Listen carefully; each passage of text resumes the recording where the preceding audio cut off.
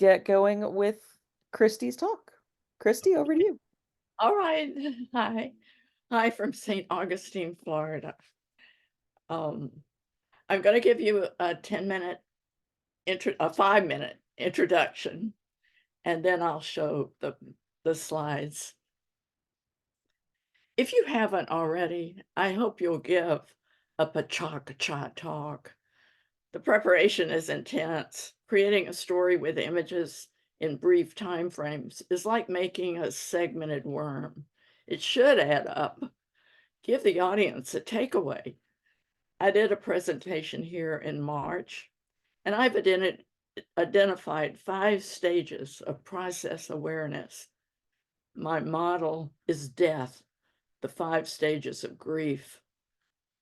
1, the selection committee accepted me. I must be okay. I want to share my big ideas. Those attending will benefit from my wisdom. 2, what have I gotten myself into? No time. Nobody answers my email. I sent it 15 minutes ago. I must be an imposter. 3, if I tell the audience how I'm changing art and literature with ideas backed by brilliant artists and thinkers, that'll be plenty. 4, attendees will come late, won't understand. I'm truly crazy imagining my insights are valuable. How can I win a MacArthur when I'm so stupid? 5, I'll only be naked 15 minutes tops. I'll talk about violating the page gutter, widening worldview to a landscape mode, and appreciating Anne Carson's stillness. Okay, so that's my model. Pecha is a global movement started in Japan by architects and designers to remedy rambling lectures. Presenters tell stories accompanying 20 slides, each on screen 20 seconds. My slides will stay up 30 seconds. The form favors big images and discourages text. Atypical of the form, I'll show lots of text and have one slide with music. My story juggles multiple inspirations, ideas from Stéphane Mallarmé, digital tech, some British innovators, and an oil painting by Alfred Otto Wolfgang Schultz, later known as Vols. My work tends to ripple outward into a gallery of my own making. How does your unique energy flow? Does it dance on the diagonal, move straight ahead, or dart about willy-nilly? Let me tell you a bit about my practice. I was moved by an untitled Vols abstract painting. It brought to mind many images, a city, a map, and a slice of bread. Instead of a page-long ekphrastic poem, I ended up with a chapbook in progress. I wrote about the artwork, researched the artist and period, created my own images, and wrote about them. What I learned about Vols helped me create my own art and writing. I'm going to show and read fragments from my essay poem, A Slice of Stains. In French, tache means stains. Tacheism was an abstract expressionist style in 1940s Europe. Vols' work is marked by scrapes and stains. It feels kinetic and layered with history. Vols was opposed to the Nazi regime and took refuge in Paris. When France entered the war, he was automatically interned at the infamous Camp des Milles. By marrying Grete de Pecha, a Romanian Frenchwoman, he was freed. But catch-22, that meant he wasn't in imminent danger. Thus, his US visa request was denied. One of my overarching inspirations is Stéphane Mallarmé's A Throw of the Dice, Will Never Abolish Chance. At first, I couldn't read the poem. Even when translated, I couldn't understand it. Yet I was immediately attracted. I see the poem's text as image. Placed with exceptional spatial awareness, words seem to move. I felt exhilarated. Another influence is my digital orientation absorbed in the 1995-2000 World Wide Web revolution. HTML, a gift from Tim Berners-Lee and friends, remains fascinating. Adventurous types subverted scripting designed for business and industry into tools for literature. Applets could send text spiraling. Frames and animation let multiple worlds unfold. The browser was a performative space for image and text. Participation was a shared reality. The computer interface and Mallarmé's practice share positive benefits. They support layout, which indicates thinking, graphic arts, and the movement of text in space over a screen or on a page in a book. I still love joining image and text and try to celebrate art and writing equally.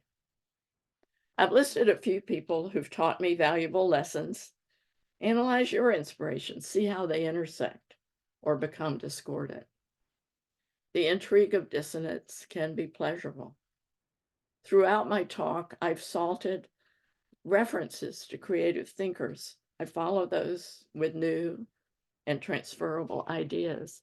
My takeaway: consider adding images to your papers and moving text around the page. Please don't try to read everything on screen. Relax, I've given you the basics. Have a sensual, meditative experience. At several points, I'll stop talking. Enjoy those silences. Okay, now I'm gonna screen share, and I've got my little list of tasks here, so please be patient.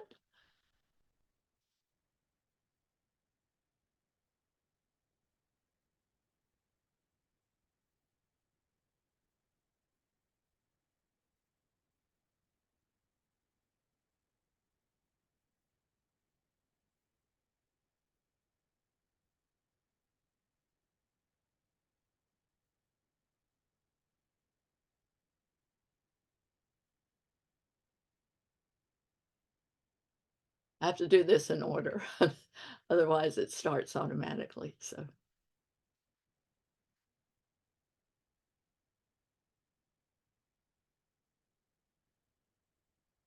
And now once I start playing, there's no going back.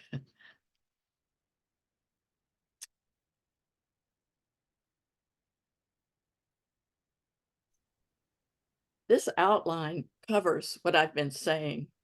I'm expanding major ideas from Mallarmé and realizing what the digital revolution has given me. The piece is in process, and I'm letting Bowles and his art guide my story. Do writers know art history? Do artists know literary references?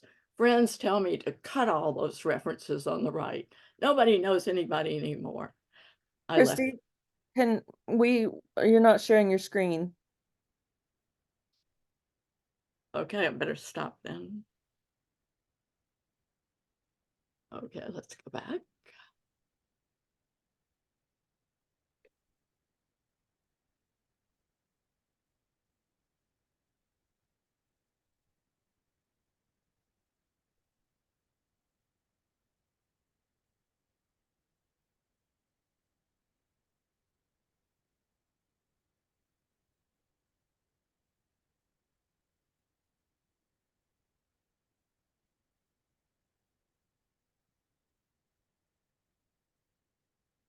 Let me be sure I've set this on the first slide.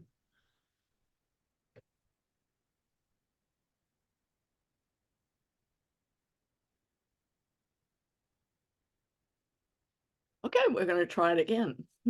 We're still not seeing it. Have you clicked Oh, now can you see it? No. Have you clicked the green share screen button on Zoom? Yeah, I did. Yeah, I did share screen. Share screen, and then it should give you that big. There we go. Now it's shared. Got it. Sorry about that. Well, it wasn't just the green one. I had to click on something Yeah, you have else. to click the next one. Sorry about that.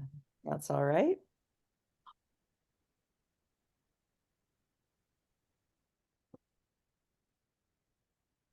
Okay. This outline covers what I've been saying. I'm expanding major ideas from Mallarmé and realizing what the digital revolution has given me. The piece is in progress, and I'm letting Voles and his art guide my story. Do writers know art history? Do artists know literary references? Friends tell me, cut all allusions. I didn't.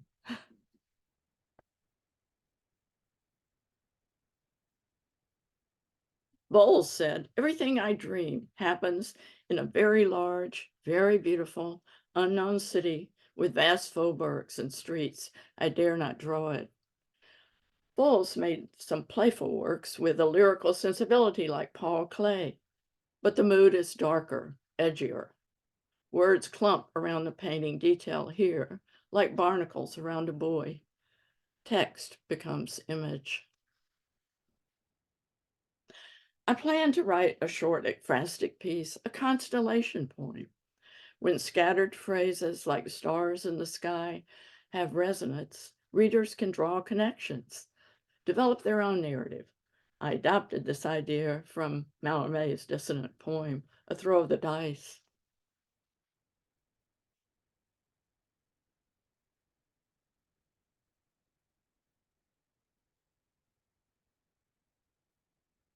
Critics link Voles to Jackson Pollock because art-making gestures are visible in the work. But Voles' art seems invaded by a dramatic backstory, and he's body-centric. I see those qualities in works by Tracy Emin and other post-war European artists. Voles rips my heart out and shows it to me. I put bread in his mouth to feed myself. Baudelaire smells musk, tar, coconut oil, a hemisphere in his lover's hair. I see a city map in a slice of bread. The crust, a prison boundary, rusty moat with peeling paint. Berlin blue is a life raft. Sample the earth's core, map the outer reaches of hell. Relax, no bluebird will fly from this bread. Writing about the prison camp was hard. To break an impasse, I often move a line through a text block, forcing me to read it differently. It's like finding water with a divining rod. In a DeMille documentary, a convict uniform was shown. I took screen grabs of the building. A photo filter added stripes. I thought that was a fitting result.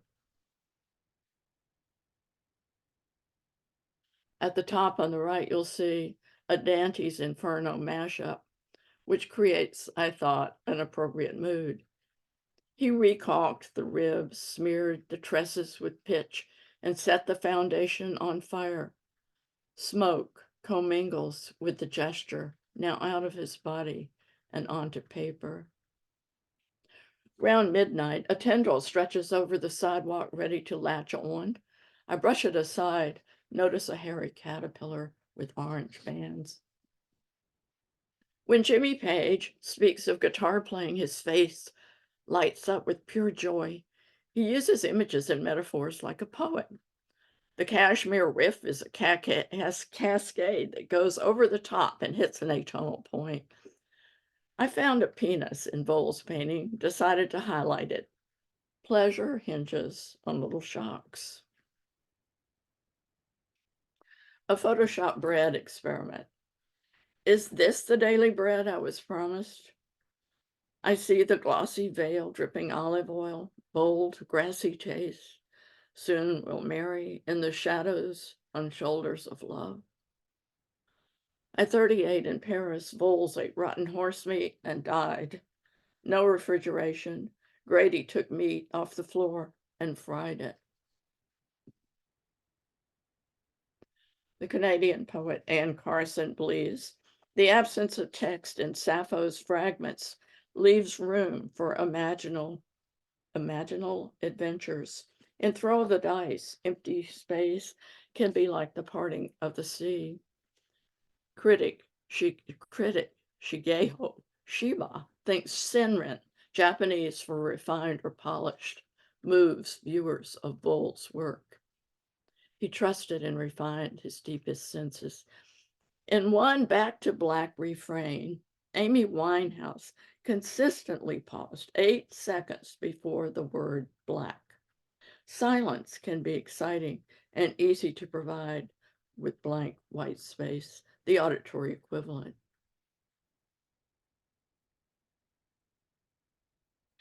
The term pause is also used when bradycardia slows the heartbeat and a person stops breathing.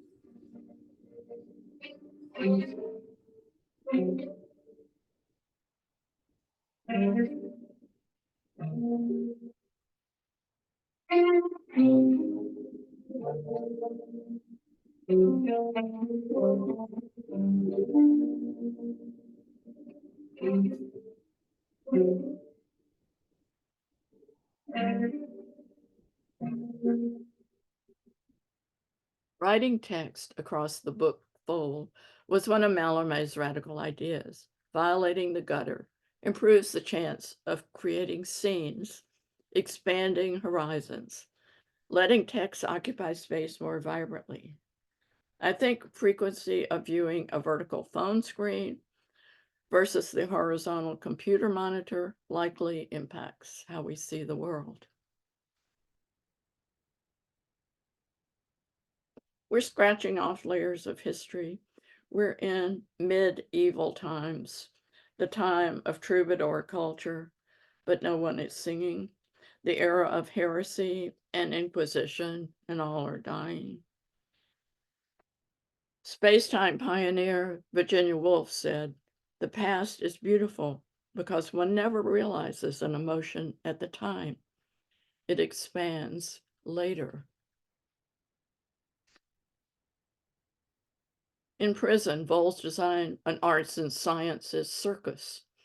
I'm analyzing the painting to see how his round objects and or my words relate to each other. Do these navels or bullet holes have implicit assumptions? The satellite should bristle with life, not be dead in the water. Bowles was proficient in several fields. By age 6, he had mastered the violin. As a young man, he apprenticed as a Mercedes mechanic. He apprenticed as a fashion photographer. He took glamour shots of women, eyes closed, as if dreaming of a romantic encounter with.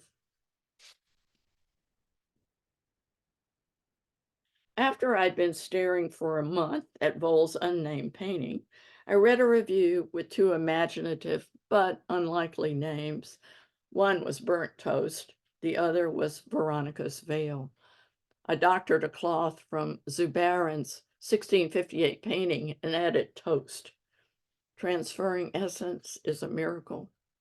Food traces elemental to one starving, or a gut level relic. The text here says funnel cloud, wine-stained napkin, circling, crashing, seeing paths of motion. I imagine the kinetic potential of text and image. I love painter Maggie Hamling's ocean waves, her salt and sweat embedded in roiling seascapes. Does the sea stop for the bleed? David Schramm, astrophysicist, likened the expanding universe to raisin bread rising. People aren't the dominant matter of the universe. As a child, Voles learned to appreciate diverse cultures from family friend Leo Frobenius, an ethnologist, anthropologist.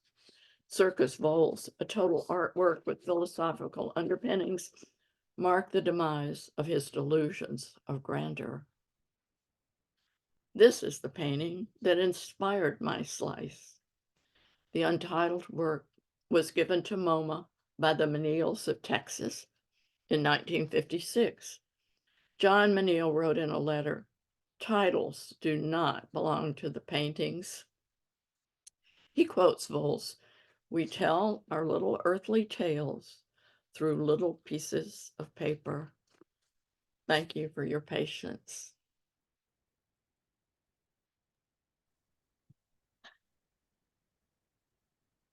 Thank you so much, Christy. I'm glad it worked in the end. It was lovely. Oh, Um, I'm so should I do anything to quit that? Yeah, if you can stop sharing, if you can see the Zoom apparatus at the top of, yeah, there you go. All right, brilliant. Thank you so much. And again, we'll do a discussion session after Amy's lightning talk. And so if you've got questions, things that you want to talk about, anyone, go ahead, hold on to them. You can put them in the chat. And Christy will be able to respond to that after Amy's lightning talk. Thank you much. All right. I now turn over to Amy Spencer for her lightning talk on poetry, AI, and museums. Thank you very much. Thank you. I will just share my screen, always risky. 1 second.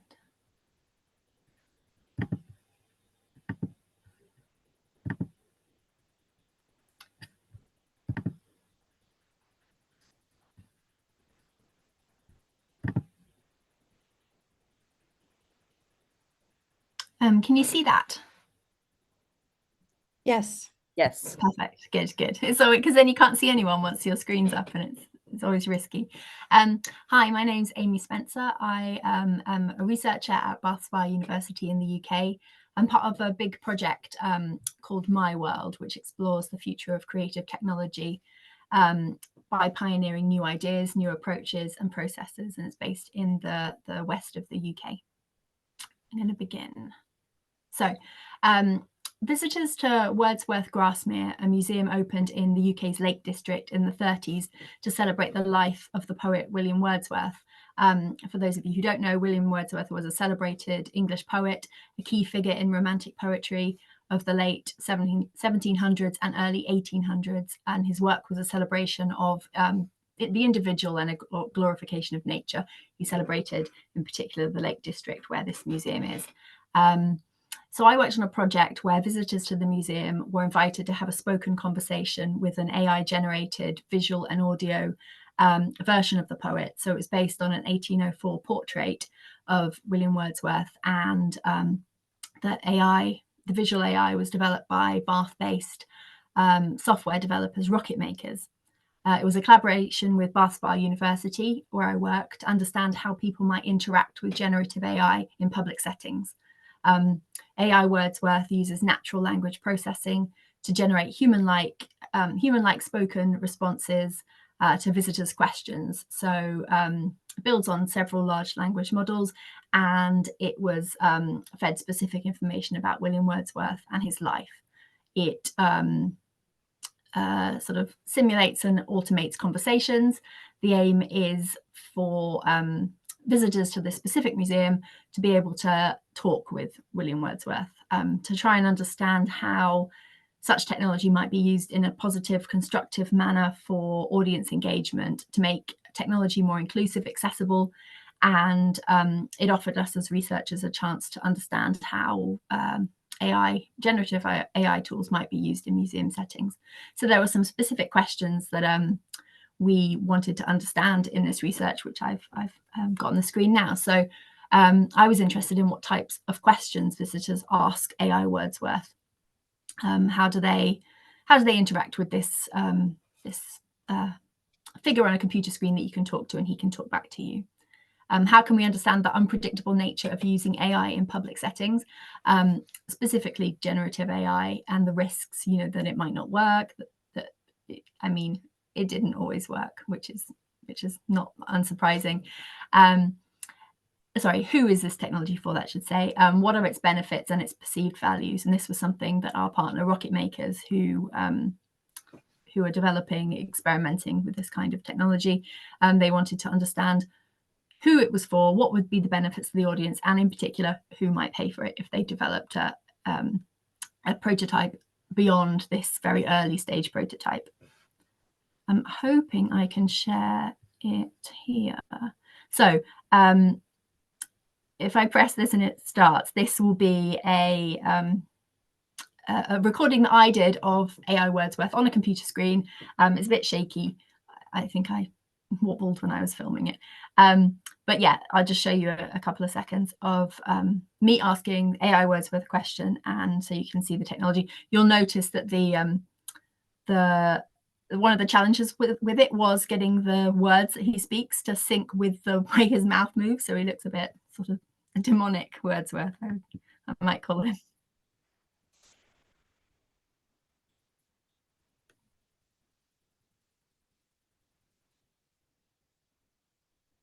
We're not hearing sound, Amy. Oh, no.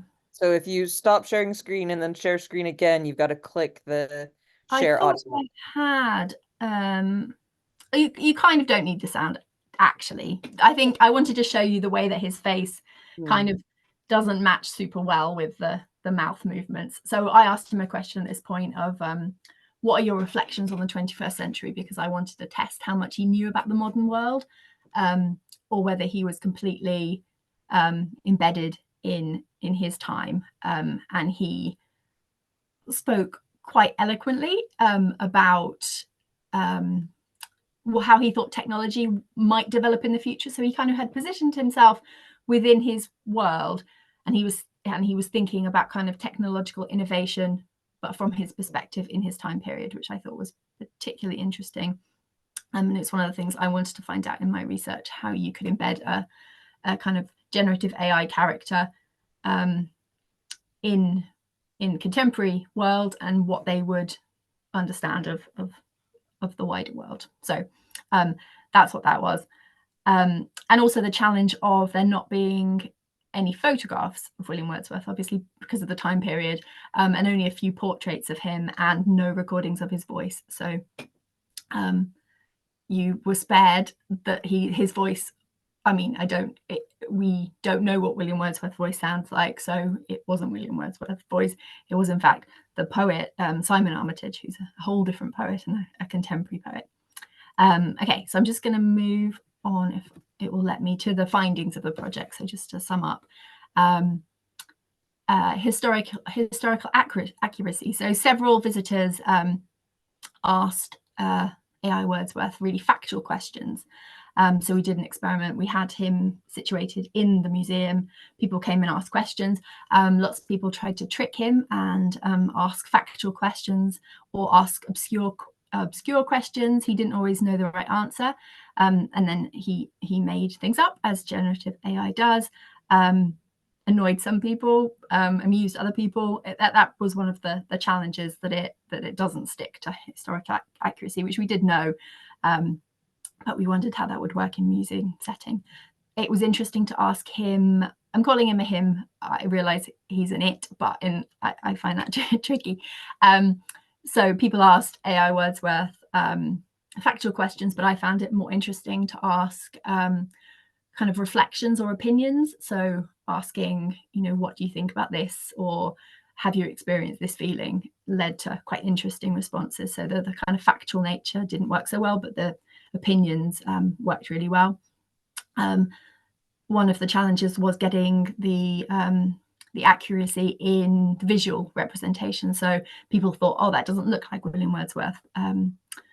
And the recording of the voice became an issue at certain points. But I think that's one of the challenges of using this kind of technology in a museum. People have a sort of sense of what they will look like and what they'll sound like, even if because of the historical period, you don't really know what they might sound like. Data sets. So one of the things I was exploring and found really interesting was what data sets AI Wordsworth was trained on. So what was his context? What did he understand of the world? What he knew outside of his time? Can he imagine beyond his time, and what his limitations are? I think that was really interesting. The encounter. So I found that lots of people, when they sat down in front of the computer screen where AI Wordsworth was, referred to him as Mr. Wordsworth or Hello William, or they felt a connection. They felt that they needed to kind of address him slightly formally. They wanted to engage with who they thought he was. And one thing I found interesting was that because you were talking to the figure on a screen, it wasn't a very kind of poetic experience. There were limitations of that. It didn't feel like a kind of intimate connection with a literary figure. I think more work needed to be done on making it feel like a kind of intimate personal encounter. And Rocket Makers, who we partnered with, have done quite a lot of work on making sort of three-dimensional kind of like heads, like figures in a glass box. So it's a kind of moving AI figure that you can engage with and speak to. So I think that may have been more suitable for a museum setting. And my final reflection is, so this experiment led me to question whether we want to speak to an author in this way, whether we already speak to particularly William Wordsworth through his poems. Do we need to have this kind of technologically mediated encounter, and whether there's more work to be done on whether this type of literary encounter works in the heritage sector, whether it's something that people want, whether it's something that works well. So I think we're going to be doing more work, particularly around the kind of technological innovation, refining some of the ways that it works to see whether that's something that the heritage sector wants to adopt. I think it's particularly important for accessibility, encouraging people to engage with generative AI tools that they might not be engaging with in other ways, and to understand the kind of potential of this form. Okay, that's everything. Thank you. Great, thank you so much. I am going to stop the recording so that we can head to Q&A and discussion. Perfect.